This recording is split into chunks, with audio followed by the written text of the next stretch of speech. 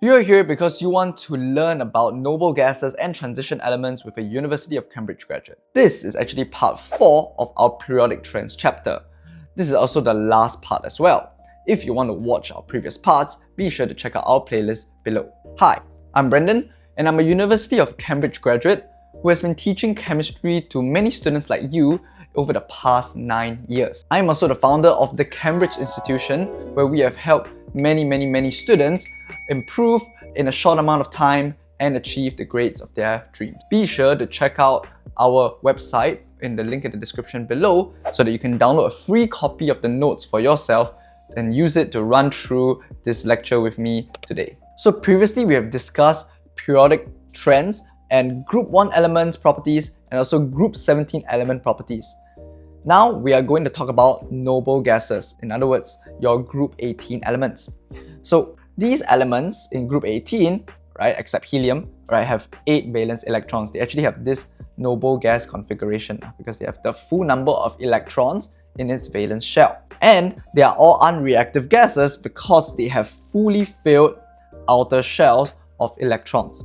Okay, and this is because, right, when you have fully filled outer shell, right, you don't need to gain or lose any more electrons to get that noble gas configuration. So it's just in general very unreactive. Okay, these also exist as monoatomic atoms, okay, because they're very stable by itself. It doesn't need to bond with anyone. Okay, and all these elements in group 18 exist as colorless gases at room temperature. They also tend to have very low melting and boiling points over here. What are some of the uses of your noble gases? So because of its unreactivities, right, they can be used in multiple ways. For example, helium, neon, and argon, right, these are very widely used. Your helium, right, is in general used to fill your airships and hot air balloons. Also because your helium is generally very less dense, so it's very good for floating, right? Neon, okay, is in general used in advertising signs, okay, and your argon, okay, is generally used in light bulbs because it will not react with the hot filament, which is usually made out of tungsten. Okay, now we move to a very special group, or it's not really even called a group, it's just a very special section of the periodic table, which is your transition elements. So these transition elements are a block of metals in the middle, right, between groups 2 and 13 of the periodic table. And some of the characteristic properties of your transition metals are, well, of course, they are metals, right? And they also have high melting and boiling points because, not surprisingly, they are metals, right? And if you refer back to your chemical bonding chapter, metals tend to have a high melting and boiling point, okay, because of the strong electrostatic forces of attraction between the C of D localized electrons and the metal cations. Okay, they also have high densities as well. Okay, so these are important points you need to note. And perhaps one of the most unique properties of your transition metals are, okay, that they exhibit stable variable oxidation states. Okay, they have these multiple oxidation states in their compounds, right? Except, well, zinc, because zinc, okay, tends to have a valency of +2, so generally it's not considered a transition metal. Okay, so for example, your Fe2+ and Fe3+. Okay, remember your iron can be iron 2 chloride, iron 3 chloride, right? And these are all very stable. So it's actually very rare for an element to have multiple of these oxidation states that are stable.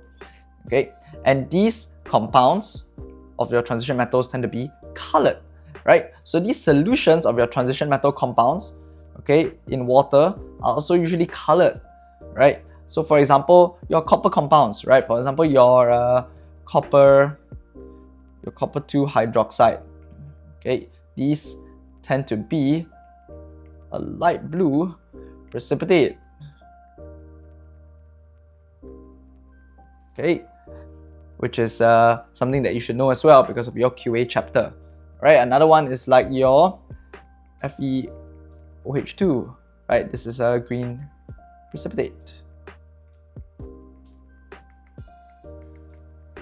So indeed, right, compounds of transition metals tend to be colored, right? Except for solutions of zinc, okay, on the other hand, because zinc, right, it's not really considered a transition metal, so the compounds can be colorless. Okay, so for other examples of your colored transition metal compounds, they are like your copper 2 sulfate, right, which is blue, your iron 2 sulfate, these tend to be pale green, your iron trichloride tends to be yellow. Your potassium manganate 7, okay, the strong oxidizing agent, tends to be purple.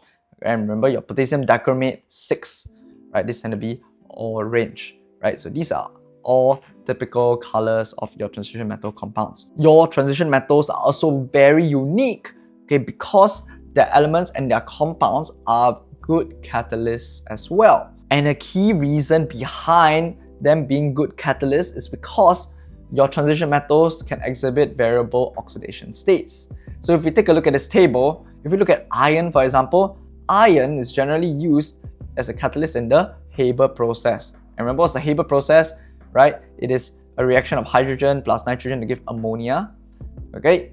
And this ammonia is generally used for the manufacture of fertilizers and other products. So iron plays a crucial role here as a catalyst. Another example is your nickel. Nickel, okay, is used in the hydrogenation of fats, right? So this is actually covered in your alkenes chapter as well, right? Your alkenes can react with hydrogen, okay, to give alkanes, right? So in this industry here, it's generally used for the manufacture of margarine from vegetable fats over here. So these examples of catalysts would be very good for you to actually memorize, okay, to show as an example. That's all for today's video. If you really learned something and you like this video, be sure to click on that like and that subscribe button so you don't miss out on free content like this. If you want to join my community of students at the Cambridge Institution, be sure to check out our link in the description below so that you can sign up for a free trial class today. Here you can learn the exact systems that we use at the Cambridge Institution to help our students improve in a short span of time and also achieve their grades of their dreams in the end.